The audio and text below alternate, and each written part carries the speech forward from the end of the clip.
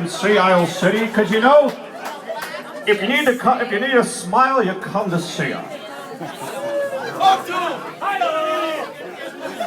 First, before I give my preview of the Eagles' 2012 campaign, I'm going to toss it over to my friend Charlie, who's going to talk a little bit about his disappointment with the terrible Phillies. Like I told Doobie the other day, like I like our team, but like at the same time, like you gotta play with a little more heart.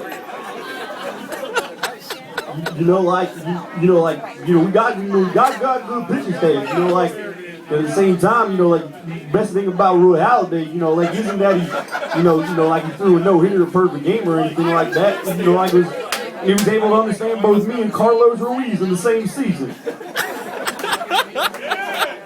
Like I told Ruben, like early in the year, like the bullpen, like it made me a little nervous.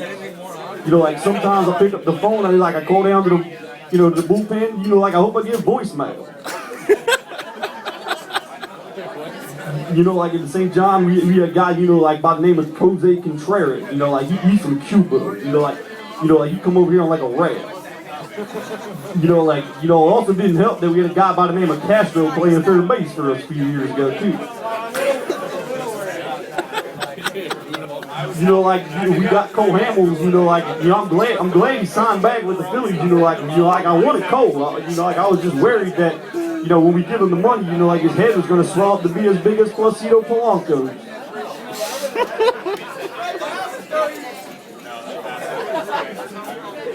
I'm gonna pass it back to Merrill. Thank you, Charlie. That was a pretty serious breakdown of the Phillies.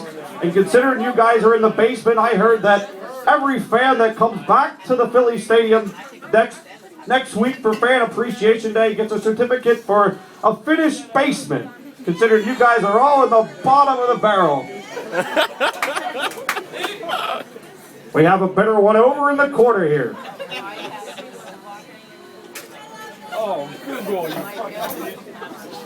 So with the Eagles' 2012 campaign quickly looming, the Eagles look to rebound from front of last year.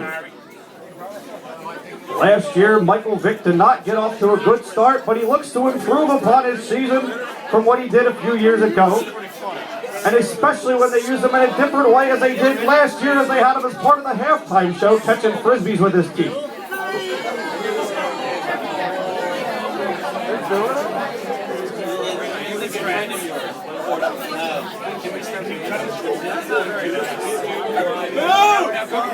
Water tower girl! Ready, give me the Eagles are looking to come back with good fortunes unlike they had last year, as far as one of my favorite plays, when the Eagles beat the Giants back in the Meadowlands 2 years ago. There was 31 seconds ago, 16 seconds ago, 31-31. Matt Dodge back to punt. It was a high snap. He got it away. It was a knuckler. Jackson back at the 35. He dropped it. He picked it up. He's looking for room to run.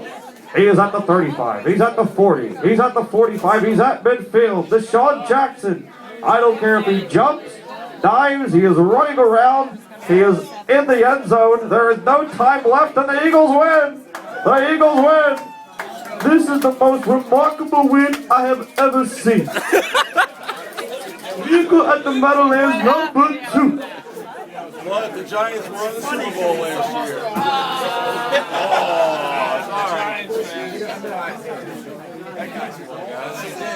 They did. Yes, they did. I heard we have a special guest, in the house, a guy by the name of, Tita Green.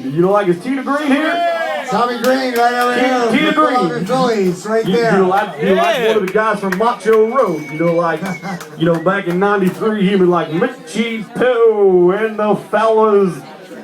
That wonderful band of throwback players have just won National League East. There he is, Tita Green, folks. Tommy Green, right over here, for real, folks, right over there. Tita Green used to throw with his grandma. He used to hit her in the shins all the time, keeping the ball low. Thank you very much. And you're really hoping that Tommy Green's not going to kick your ass right now.